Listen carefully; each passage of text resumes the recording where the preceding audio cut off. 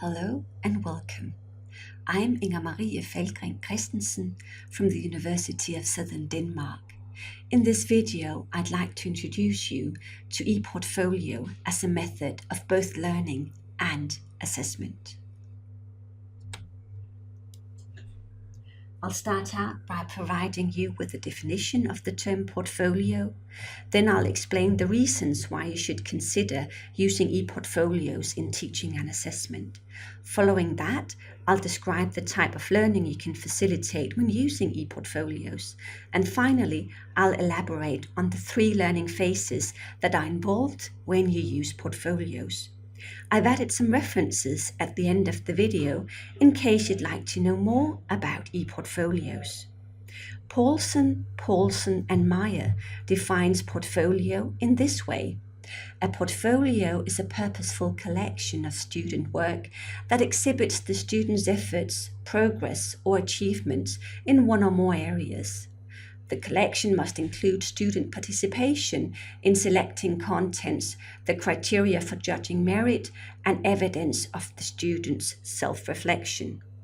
I like this definition because it focuses on some very important aspects of portfolio as a method for learning and assessment, namely the purposeful collection. Students are collecting their work with certain learning objectives in mind. The portfolio helps students keep track of efforts, progress, or achievements. As you can see, student participation is very much in the center. This is not a teacher-led activity. And finally, we have self-reflection as a very important element. Now, what are the benefits of using ePortfolios? In what way can it support student learning? ePortfolios are suitable for both formative assessment, assessing students' work during the course, and giving feedback to help them improve, and for summative assessment, in which the ePortfolio can form the basis of, for example, an oral exam, thus allowing the students' continuous work to be assessed and not just a single final assignment. In this way, ePortfolios also support students' personal development. They practice and improve, they grow and mature. Portfolios, furthermore, help students apply what they learn during the course, enabling them to practice and obtain both skills and competences. Finally, ePortfolios can bridge subject studies and semesters in that students can keep their portfolios, and when students move on to new courses and new semesters, their new teachers can browse the students' portfolios to see what they're bringing with them in terms of knowledge, skills, and competences that they will be building on during the new semester. When you use ePortfolios in your teaching, you're facilitating a type of learning that focuses on students' learning processes and not just the final outcome. ePortfolios help frame and structure students' learning.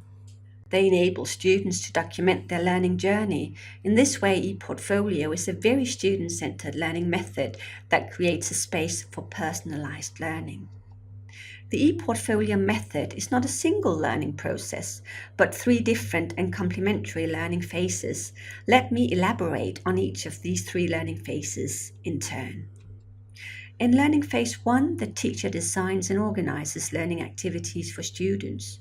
Students then work to complete these activities individually or in groups. The teacher may offer supervision to guide students or leave them with written instructions or video guides. Peer feedback can be incorporated as part of the activity to create reflection and to facilitate formative assessment that helps students improve their work. In learning phase 1, there's also focus on making explicit the learning objectives and the assessment criteria that apply, and in helping students to understand these. Students should ideally interpret the learning objectives and formulate their own within the framework of the overall learning objectives of the course. For each activity completed, students collect any products or results in a working portfolio that act as a storage device. In learning phase 2, students are getting closer to the exam and the end of the course. Students will now critically examine their collected work, reflect on their work, and select those items that best exemplify the fulfillment of the learning objectives and the student's progress. Self-assessment using the assessment criteria is an important part of this formative learning phase. Finally, students are ready for the summative assessment, learning phase 3. They might do an oral presentation of their learning journey, discuss it with the teacher, fellow students, and/or an external examiner. A grade might be given or a passed/failed in consideration of the assessment criteria. Now a new cycle can start, where the student set herself new learning objectives and pursue these in the semester to come. As you have learned from this presentation so far, assessment criteria form a very important part of the ePortfolio method. This means that it is crucial to be explicit and clear about assessment criteria from the very beginning. You could assess, for example, the selection of artifacts made by the student's reflection and self-assessment, the use of multimedia, if this makes sense with respect to the topic, references provided, the navigation and the layout and user-friendliness of the presentation portfolio.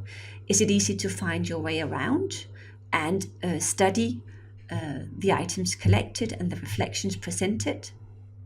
You can assess students' writing skills. These are only a few examples, and of course you need to select and adapt the assessment criteria to the specific portfolio. Using rubrics is a good way of making assessment criteria explicit. Prepare the rubric together with your students and have a good dialogue with them on how to interpret the different assessment criteria. Here's an example of a rubric for assessing ePortfolios. I hope you enjoyed this presentation on the use of ePortfolios as both a learning and assessment method. Here's a list of references for you if you want to read more. Bye for now.